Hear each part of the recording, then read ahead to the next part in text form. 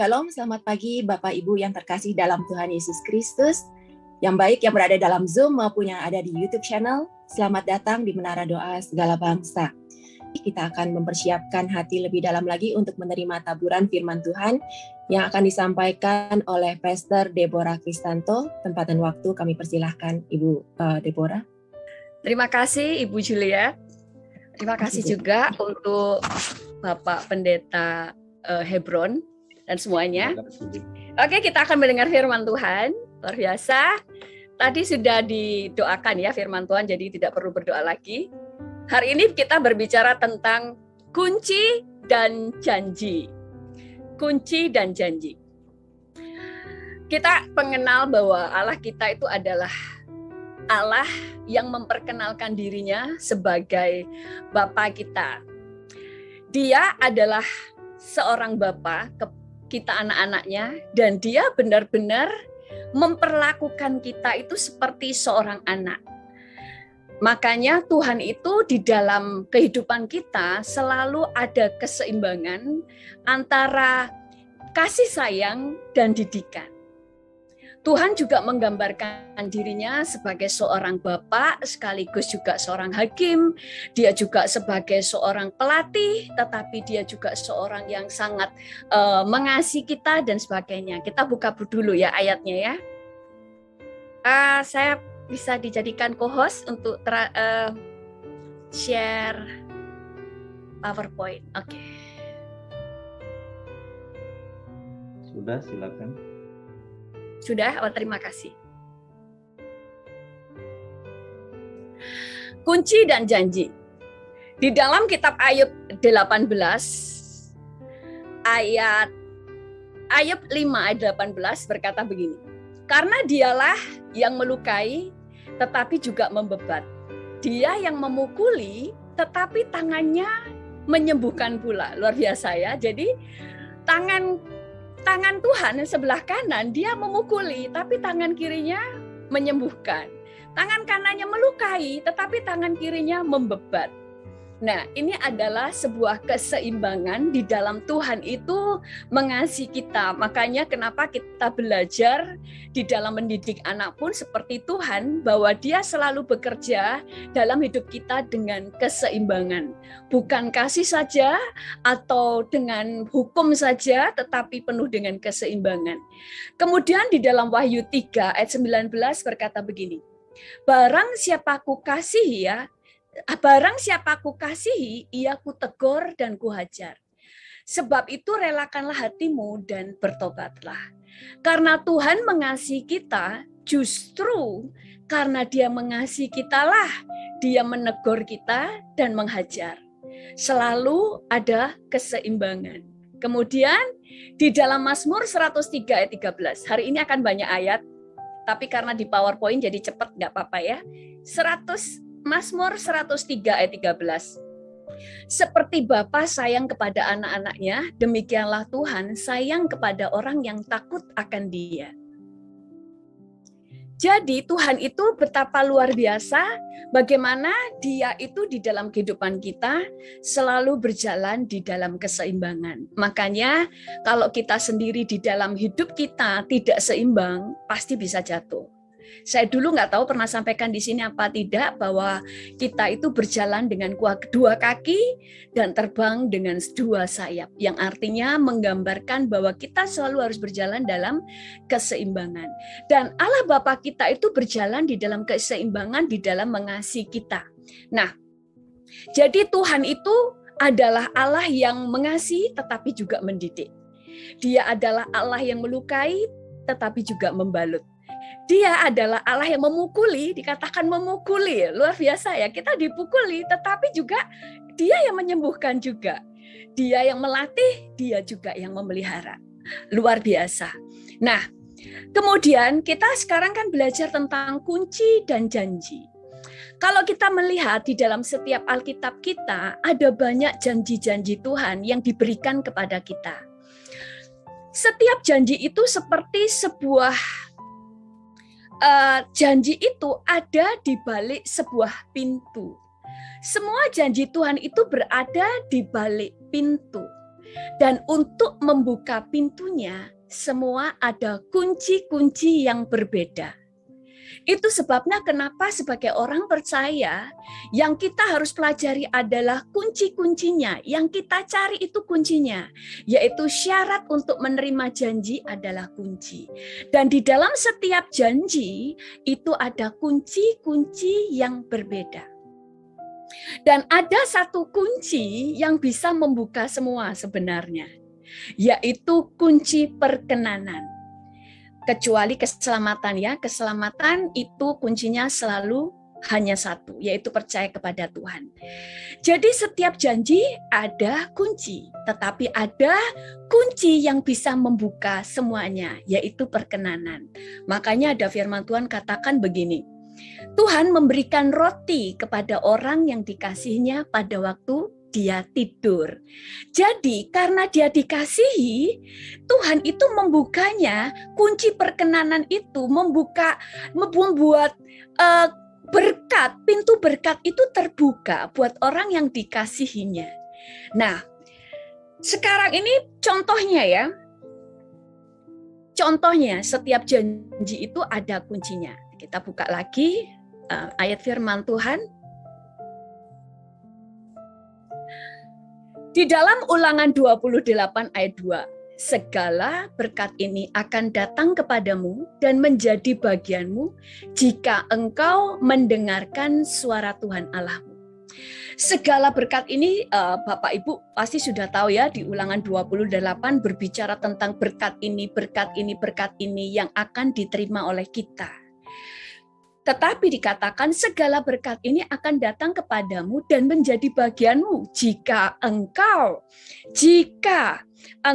mendengarkan suara Tuhan. Jadi kuncinya adalah mendengar suara Tuhan.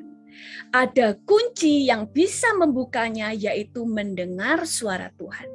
Nah, sekarang yang menjadi pertanyaan adalah, kenapa sih setiap janji Tuhan itu kok ada syarat-syaratnya? Kalau Tuhan memang mengasihi kita, seharusnya kan Tuhan itu nggak perlu buat syarat. Tuhan berjanji, biarlah dia genapi tanpa ada persyaratan. Tanpa kita harus membuka atau mencari kunci-kuncinya. Karena setiap janji Tuhan ada syarat yang berbeda. Yang artinya semua janji Tuhan punya kunci yang berbeda. Nah, kenapa Tuhan memberikan kita itu sebuah janji harus ada syaratnya? Padahal dikatakan bahwa Tuhan itu adalah Allah yang mengasihi kita. Nah, sebenarnya tadi saya katakan bahwa Allah kita adalah Allah yang suka mendidik kita, mengasihi kita dengan keseimbangan. Dia mendidik tapi juga mengasihi. Dia memukul tetapi juga menyembuhkan. Dia membalut dan sebagainya. Jadi setiap janji itu ada syarat-syaratnya atau ada kunci-kunci yang berbeda. Seperti adalah yang pertama, untuk memaksa kita berubah. Untuk memaksa kita menjadi pribadi yang diubahkan, yaitu dari cara hidup yang lama memasuki cara hidup yang baru.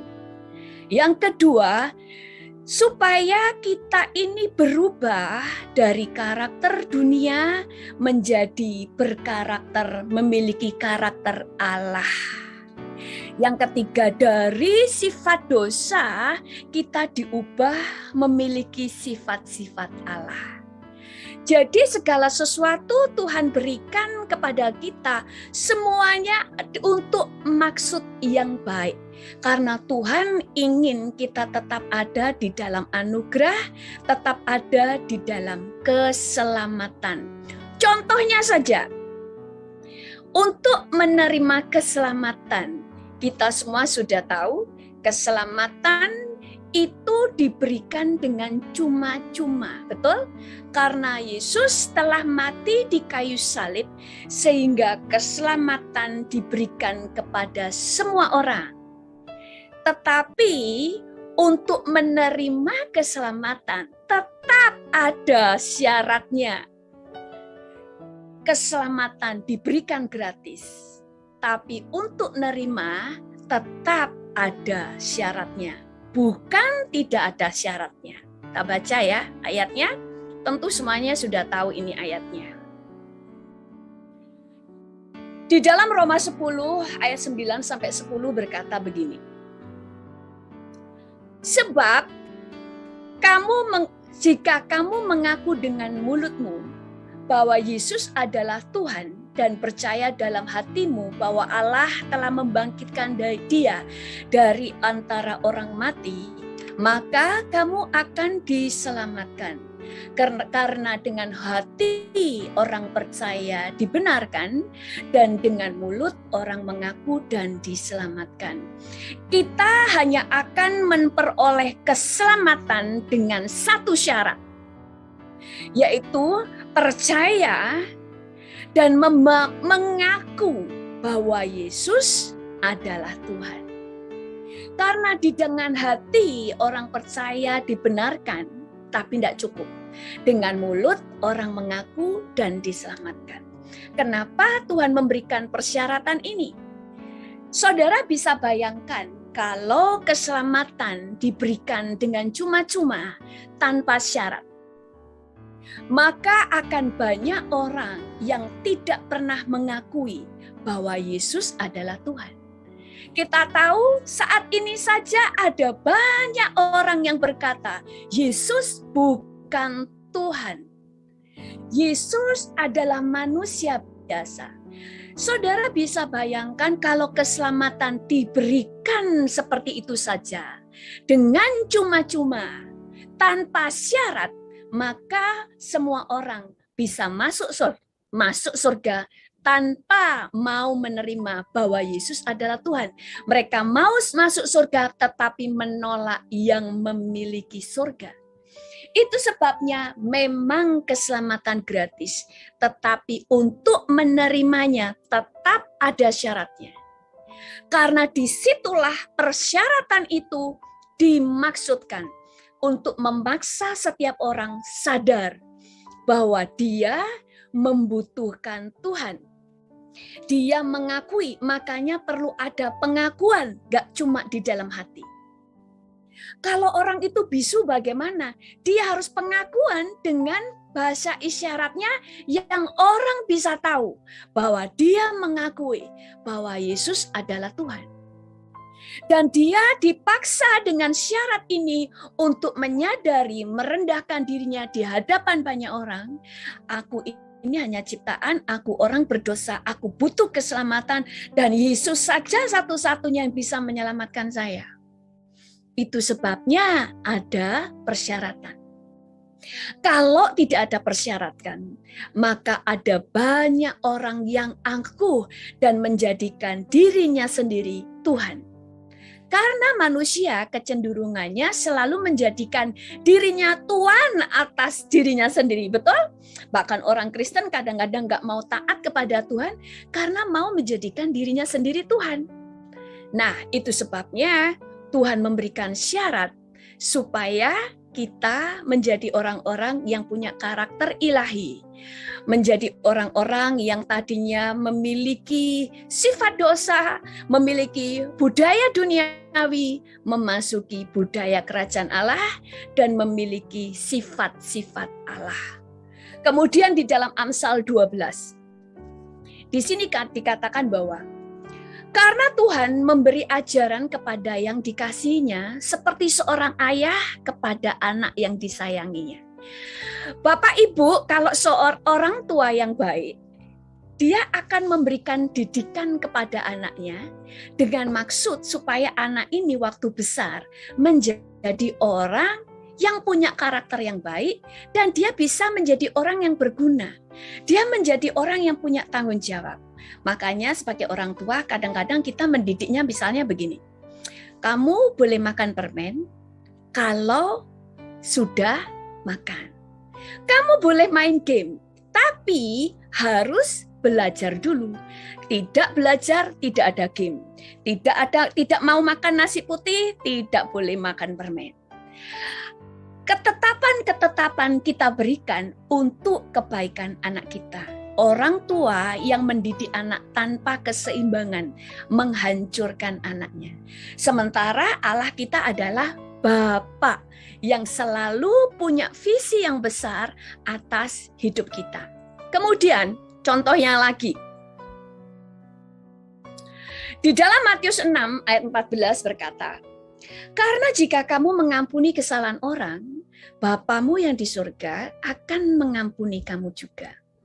Pada waktu kita menerima Tuhan Yesus sebagai Tuhan dan Juru Selamat, dosa-dosa kita sudah diampuni. Sudah diampuni seluruhnya. Tetapi setelah kita berjalan di dalam keselamatan dan anugerah, kita menjadi anak Tuhan, kita dipaksa memakai sifat-sifat Allah yang tidak egois, yang tidak mementingkan diri sendiri. Itu sebabnya waktu kita bersalah dalam perjalanan kita bersama dengan Tuhan, Tuhan katakan, engkau hanya akan diampuni kalau kamu mengampuni orang lain. Kunci kamu menerima anugerah pengampunan hanya satu, ampuni dulu orang yang bersalah kepadamu. Bahkan ayat ini diulang 3 kali, bukan dalam keadaan ayat yang sama, kemudian di ayat Matius, kemudian nanti Markus diulang, kemudian di ayat yang lain Lukas diulang, enggak, tetapi di dalam kejadian yang berbeda. Tuhan mengajar mengampuni dan kita akan diampuni di dalam doa Bapa kami. Kedua, waktu Tuhan itu marah terhadap pohon ara yang tidak berbuah, Tuhan juga mengajarkan tentang kamu harus mengampuni. Lalu Tuhan juga mengajarkan tentang mengampuni, tentang raja, seorang hamba yang punya hutang kepada raja. Tetapi karena dia tidak bisa membayarnya, raja menghapuskan hutangnya. Tapi dia tidak mau mengampuni temannya yang punya hutang lebih sedikit. Nah, ini membuat Tuhan itu dikasih syarat. Satu-satunya jalan, kalau kamu mau saya ampuni, kamu harus mengampuni orang lain dulu. Bahkan ada firman Tuhan yang lainnya yang berkata begini, kalau kamu mau mempersembahkan sesuatu kepada Tuhan, kamu mengingat ada sesuatu di hati saudaramu tentang kamu, tinggalkan persembahanmu, langsung pergi kepada temanmu, beresin. Kenapa? Bahkan firman Tuhan juga berkata, kalau kamu berdoa kepada Tuhan, ayatnya di sini gak saya tulis, tetapi kamu ingat ada sesuatu di hatimu. Kalau tadi hati saudara kita kepada kita, tapi sekarang ada hati kita menyimpan kesalahan orang lain, lepaskan dulu pengampunan, beresin, baru berdoa supaya di doa kita dijawab. Kenapa ada syaratnya? Sekali lagi, kita bisa membayangkan kalau Tuhan tidak memberikan persyaratan, setiap anak Tuhan akan tetap memiliki sifat dosa. Dia akan tetap menjadi orang pendendam, menjadi orang yang egois. Aku mau diampuni, tapi aku tidak mau mengampuni. Dia akan selalu merasa aku layak diampuni, tapi orang lain tidak layak untuk menerima pengampunan. Itu yang akan membuat anak-anak Allah menjadi memiliki sifat tidak berbeda dengan orang-orang yang belum ditebus. Menjadi orang-orang yang sama dengan orang-orang yang jahat, yang belum meminta, yang belum diampuni. Apa bedanya anak Allah dengan orang dunia? Itu sebabnya persyaratan Tuhan kasih untuk mengubah kita. Persyaratan untuk kita menerima janji Allah. Bukan karena Tuhan kejam, bukan Allah terlalu banyak hukum yang ditetapkan dan sebagainya. Tetapi karena Tuhan mau anaknya memiliki sifat seperti dia tanpa dia sadari. Kamu mau diampuni? Ampuni dulu temanmu. Nggak mau mengampuni, tidak kuampuni. Sehingga pintu pengampunan hanya terbuka dengan satu kunci, lepaskan dulu pengampunan. Banyak suami istri bertengkar dan mereka merasa baik-baik saja. Toh saya menjadi orang Kristen tetap akan diselamatkan. Tidak, karena orang yang mengampuni baru akan diampuni. Kemudian kita belajar lagi di ayat yang selanjutnya. Supaya kita melihat betapa Allah kita itu luar biasa. Allah kita itu dahsyat. Di dalam Matius 5 Amen. ayat 7 berkata, berbahagialah orang yang murah hatinya, karena mereka akan beroleh kemurahan. Kunci untuk membuka pintu kemurahan turun atas kita hanya satu. Kamu harus juga murah hati. Tuhan sedang mengajar kita merontokkan semua karakter-karakter yang lama. Yang tadinya selalu kepengennya ya semuanya memikirkan tentang dirinya sendiri. Aku, keluargaku, suamiku, semuanya bicara tentang aku. Tetapi Tuhan berkata, kalau kamu ingin memperoleh kemurahan, kamu harus murah hati. Karena Allah adalah murah hati. Kalau kamu mau beroleh kemurahan, kuncinya hanya satu. Kamu harus murah hati. Sehingga Amen. tanpa sadar karakter kita yang lama, yang mementingkan diri sendiri, akhirnya kita mikir nih, syaratnya supaya aku dapat kemurahan cuma satu. Harus murah hati. Tuhan cuma mau memberikan kita, terserah. Karena kita ini diberikan Tuhan hak untuk memilih. Mau beroleh kemurahan atau tidak, pilihan ada di dalam tanganmu. Kunci ada di tangan. Makanya ada banyak orang beroleh kemurahan, ada orang yang tidak. Dan mereka berkata Tuhan tidak adil. Tidak. Justru karena Tuhan adillah, Tuhan memberikan kunci-kuncinya. Dan Tuhan mau tunjukkan kepada kita semuanya. Semua orang berhak menerima janji Tuhan. Tetapi semua pilihan ada di tangan kita. Tuhan sudah memberikan kuncinya, kamu pakai atau tidak terserah kepada kamu. Makanya saya pernah sampaikan juga tentang kenapa sih Tuhan menguji kita? Salah satunya adalah untuk keadilan Tuhan. Karena di sorga nggak semua orang duduk di sebelah kanan dan kiri Tuhan Yesus. Karena Tuhan adillah, semua orang berhak untuk berebut kursi di sebelah kanan Allah Bapa, kanan Yesus dan kiri Yesus. Tapi yang diberikan kursi adalah mereka yang menang di dalam setiap ujian. Kalau nggak ada ujian, maka semua orang akan melihat, loh Tuhan kok nggak adil? Kenapa yang didudukkan di situ Petrus dan sebagainya. Tetapi karena adillah, Tuhan memberikan ujian. Sama dengan saat ini. Tuhan memberikan persyaratan supaya setiap orang boleh memilih pintu mana yang saudara ingin buka. Dan apakah saudara mau berubah untuk membuka pintu-pintunya. Selanjutnya, ada banyak ayat tetapi nggak semuanya ya saya buka ayatnya. Ini hanya contoh-contoh ekstrem. Di dalam Kisah Para Rasul 4 ayat 5-8, bahkan untuk menerima baptisan Roh Kudus pada saat itu, murid-murid Yesus ada syaratnya. Pada suatu hari ketika Yesus makan bersama-sama dengan mereka, ia melarang mereka meninggalkan Yerusalem dan menyuruh mereka tinggal di situ menantikan janji Bapa. Yang demikian katanya, telah kamu dengar daripadaku, sebab Yohanes membaptis dengan air. Tetapi tidak lama lagi kamu akan dibaptis dengan Roh Kudus. Tetapi kamu akan menerima kuasa kalau Roh Kudus turun ke atas kamu. Bahkan untuk Tuhan memberikan janji bahwa mereka akan menerima baptisan Roh Kudus. Di dalam baptisan Roh Kudus mereka akan menerima kuasa kalau Roh Kudus turun atas kamu. Tapi itu pun ada syaratnya. Yaitu mereka tidak boleh meninggalkan Yerusalem. Tapi mereka harus menantikan sampai janji itu digenapi. Kenapa harus Tuhan kasih syarat? Kalau saat itu, saudara, kalau kita di posisi mereka, lihat Yesus naik ke surga dengan mata kepala kita sendiri. Sementara tadinya semua orang menganggap kita gila. Ngapain ikut Yesus? Yesus kan manusia biasa.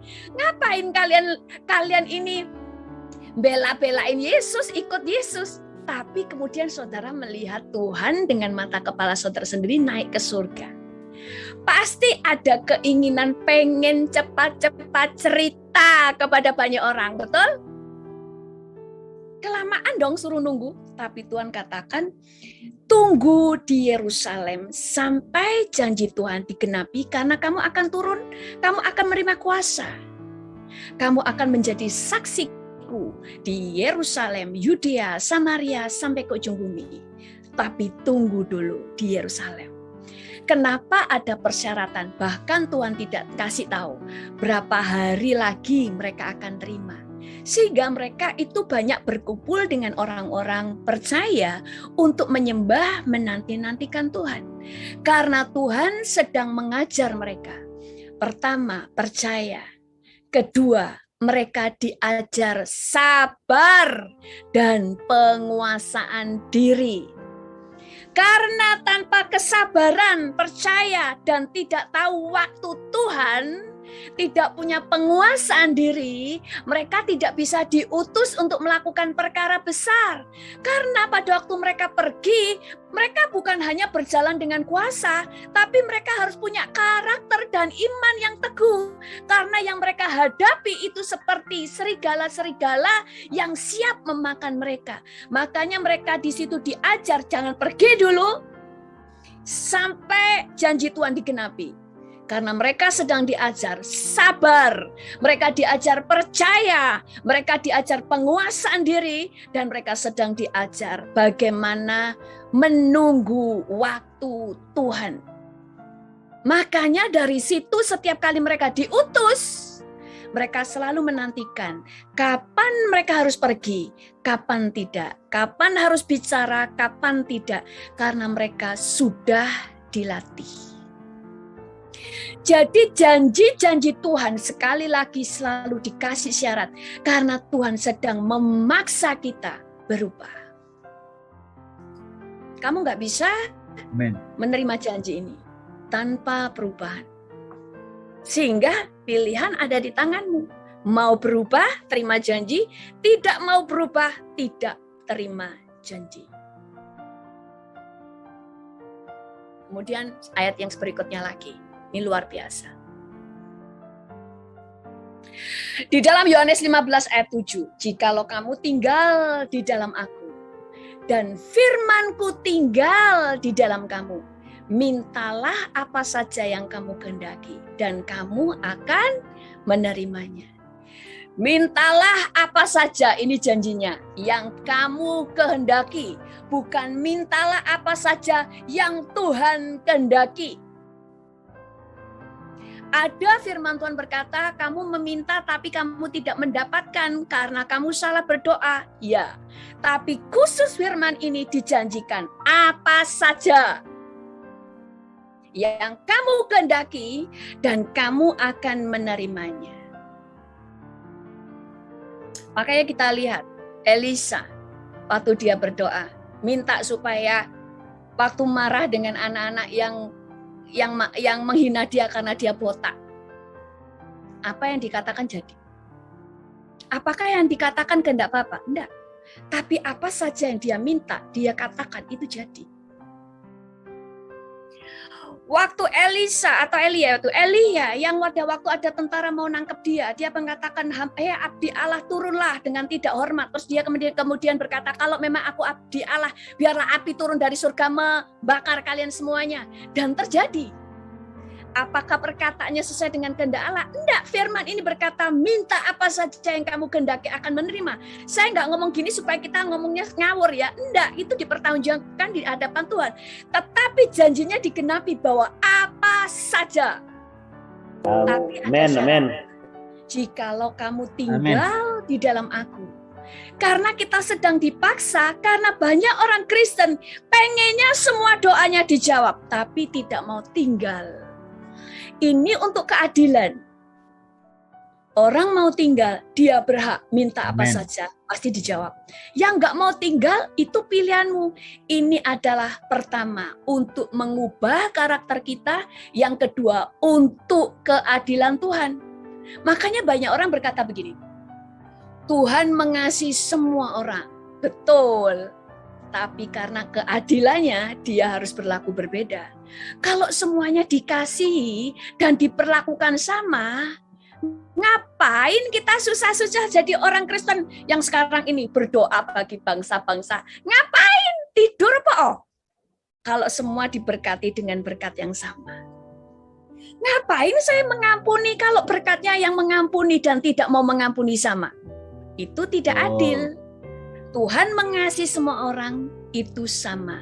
Tapi karena keadilannya Tuhan berlaku berbeda. Makanya ada syarat-syarat supaya untuk keadilan Tuhan. Dan firman ini berkata, dan firmanku tinggal di dalam kamu. Karena ada banyak orang Kristen suka ikut Zoom kemana-mana, tapi tidak mau baca Alkitab. Makanya firman ini memaksa kita. Syaratnya kamu harus tinggal di dalam aku dan firmanku tinggal di dalam kamu. Supaya dipaksa ini kayak seorang bapak kan. Oke, kamu mau minta apa sama papa, tak kasih semuanya. Tapi satu, belajar. Gak belajar gak bisa. Satu, nurut. Kalau gak mau nurut gak bisa. Akhirnya mungkin anaknya ada 5. Ada banyak yang menerima janji, pilihan kepada 5 anak ini. Kamu mau mengikuti persyaratan yang Bapak tetapkan apa enggak? Terserah kamu. Bahkan ada seorang ibu ya, waktu itu saya lihat di Facebook ya, itu ya lucu. Ditulis begini, bersih-bersih $2. Ya kan? Bersihkan kamar sendiri, membersihkan ini itu dikasih $2. Terus kemudian kalau dia belajar atau apa, pokoknya tepat waktu dikasih $2. Tapi kalau terlambat dikurangi $2. Terus kemudian apalagi ya, kalau dia kemudian suka ngambek, cranky, ngamuk-ngamuk tanpa alasan, dikurangi $2.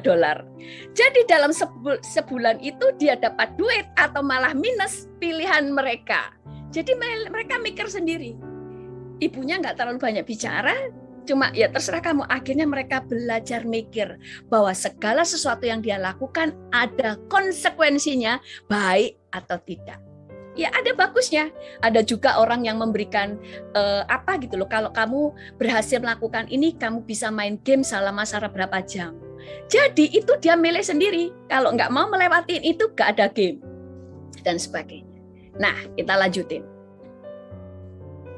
Pada waktu kita semakin mengenal firman-Nya, kita akan semakin kagum dengan Tuhan. Di dalam 1 Petrus 3 ayat 7, demikian juga kamu hai suami-suami. Nah ini, hiduplah bijaksana dengan istrimu. Sebagai kaum yang lebih lemah, hormatilah mereka sebagai teman pewaris dari kasih karunia, yaitu kehidupan, supaya doamu jangan terhalang. Syaratnya, janji Tuhan di sini mengatakan, doamu pasti akan dijawab. Tapi syaratnya, kalau kamu hidup bijaksana dengan istrimu. Sebagai kaum yang lebih lemah, jadi harus bijaksana dengan dia. Kemudian hormati istrimu sebagai teman pewaris. Supaya doamu jangan terhalang. Berarti kalau suaminya tidak hidup bijaksana, berlaku kasar, tidak menghormati istrinya, kira-kira doanya dijawab? Tidak. Kenapa ada syarat ini? Karena Tuhan itu mau memastikan suami-suami tidak hanya ingin dihormati, tetapi dia juga menghormati istrinya sebagai partnernya. Makanya kita melihat betapa adilnya Tuhan. Tuhan tidak hanya menyuruh istri tunduk kepada suami, tapi suami harus berlaku bijaksana dan hormat. Enggak cuma istri yang hormat, tapi suami juga hormat. Tetapi ada banyak orang yang tidak mau melakukan ini. Ya, yang penting saya berdoa pasti Tuhan jawab. Ternyata enggak loh, enggak dijawab. Yaitu tadi, karena Tuhan juga membela wanita. Karena Tuhan adil. Kemudian di dalam Markus 11 ayat 24 berkata begini. Karena itu aku berkata kepadamu. Oh, ini sudah ya tadi? Oh ini belum. Apa saja yang kamu minta dan doakan, percayalah bahwa kamu telah menerimanya, maka hal itu akan diberikan kepadamu. Apa yang kita minta akan diberikan kepada kita, tapi syaratnya percayalah bahwa kamu telah menerimanya. Jadi prinsipnya doa, percaya dulu, kemudian kamu harus percaya bahwa kamu telah menerimanya, baru akan diberikan. Kenapa Tuhan ajar ini? Tuhan kasih syarat ini supaya kita mulai belajar. Kita dipaksa untuk belajar, percaya waktu berdoa. Jadi banyak orang kan berdoa untuk dilupakan. Tapi Tuhan ini mengajar, kamu berdoa, percayalah dengan doamu. Dan kita sedang diajar untuk bisa melihat dengan iman apa yang kamu doakan sebelum itu terjadi. Karena iman itu harus bisa melihat sebelum saudara melihat yang terjadi. Tuhan itu sedang memaksa kita melihat hal yang tidak terlihat dengan iman. Makanya kenapa Yakub itu belajar percaya melihat sebelum terjadi dengan apa? Dia membayangkan nanti dombaku berbelang-belang, berbintik-bintik, bercoreng-coreng. Tuhan katakan kalau kamu sudah bisa percaya, kalau kita percaya sudah menerima, padahal kan belum menerima, berarti kan sudah bisa bayangin. Baru kamu akan menerimanya. Karena kalau kita tidak dikasih syarat, kita ini nggak mau belajar. Karena disitulah Tuhan akan memakai orang percaya, dibawa kepada kepekaan rohani lebih dalam. Makanya ada banyak janjinya Tuhan itu banyak sekali. Kasih syarat semua, kalau enggak berubah kita. Kita ini harus dipaksa. Kemudian ayat berikutnya. Di dalam Mazmur 24 ayat 4-5. Orang yang bersih tangannya dan murni hatinya, yang tidak menyerahkan dirinya kepada penipuan dan yang tidak bersumpah palsu, dialah yang akan menerima berkat dari Tuhan dan keadilan dari yang menyelamatkan dia. Karena Tuhan kita sedang mengajar kita bersih tangannya dan kita punya kemurnian hati. Kita murni hatinya, makanya kita lihat kan ada orang-orang belum berdoa, belum membayangkan sesuatu, tapi Tuhan jawab. Karena dia belum tahu janji Tuhan, tapi dia melakukan hal-hal ini. Makanya saya tadi katakan ada satu kunci yang bisa membuka semuanya, yaitu perkenanan Tuhan. Pada waktu Tuhan berkenan dalam hidup kita, ada banyak pintu yang kita belum buka, tapi Tuhan buka untuk kita. Lihat aja Cornelius, dia tidak tahu keselamatan itu ada di dalam Yesus. Dan dia tidak tahu bahwa dia itu bisa diselamatkan. Tapi apa yang dia lakukan, dia suka menolong orang Yahudi, itu menyentuh hati Tuhan. Sehingga pintu keselamatan dibuka sampai khusus dia, malaikat turun. Dan khusus dia Tuhan ngirimkan kepada dia Petrus. Sehingga dia menjadi orang kafir pertama yang menerima Yesus. Karena ada yang menyentuh hati Tuhan, berkenan. Dia belum membukanya karena dia belum tahu. Tapi Tuhan datang kepadanya, disitulah dia diajari untuk menerima Yesus. Ayat terakhir, Ulangan 28 ayat 2. Oh ini tadi sudah ya, segala berkat ini akan datang kepadamu dan menjadi bagianmu jika engkau mendengar suaraku. Suara Tuhan Allahmu. Jadi kita melihat di sini ya, sekali lagi bahwa Allah kita itu adalah Bapa. Dia selalu mengajar kita dengan keseimbangan. Tangan kiri atau tangan kanannya, tangan kiri ya, ini kiri, tangan kiri mukulin, tangan kanan membalut. Tangan kiri menghajar, tangan kanan menyembuhkan. Tangan kiri memberikan janji, tangan kanan ngasih syarat. Supaya apa? Kita dipaksa akhirnya memiliki karakter ilahi, karena karakter kita ini adalah karakter dari dunia yang gelap. Kita dipaksa kita diangkat menjadi anak Allah, sehingga karakter kita dibersihkan olehnya. Dan sekali lagi, janji Tuhan diberi syarat pertama, supaya kita berubah. Yang kedua, supaya menunjukkan keadilan Tuhan. Karena segala sesuatu adalah pilihan. Kalau mau terima janji Tuhan, tidak ada jalan yang lain, engkau harus mencari kuncinya untuk membuka. Tetapi ada satu kunci yang bisa membuka semuanya, yaitu perkenanan. Pada waktu kita melekat kepada Tuhan, menjadi orang yang dikasihinya. Bahkan firman Tuhan berkata, Tuhan memberikan roti kepada orang yang dikasihinya pada waktu dia tidur. Karena Tuhan kalau sudah berkenan kepada seorang, tanpa orang itu membuka pintu-pintu janji, Tuhan bisa membuka pintu itu bagi dia. Amin. Sebelum saya kembalikan kepada moderator, mari kita berdoa. Tuhan, kami bersyukur, kami mengenal Engkau semakin dalam, kami semakin mengenal dan melihat betapa Engkau Allah yang luar biasa. Semakin kami belajar firman-Mu, semakin kami kagum kepada Engkau Tuhan. Betapa Engkau adalah Allah yang dahsyat, Allah yang mengasihi kami, Engkau penuh dengan keadilan, Engkau penuh dengan pertimbangan, Engkau penuh dengan strategi yang cerdik Tuhan di dalam mendidik kami. Kami bersyukur kepadamu Tuhan, dan biarlah kami sudah menjadi orang-orang yang dewasa, menjadi orang-orang yang berkenan kepadamu Tuhan. Terpujilah namamu di dalam nama Tuhan Yesus. Haleluya. Amin.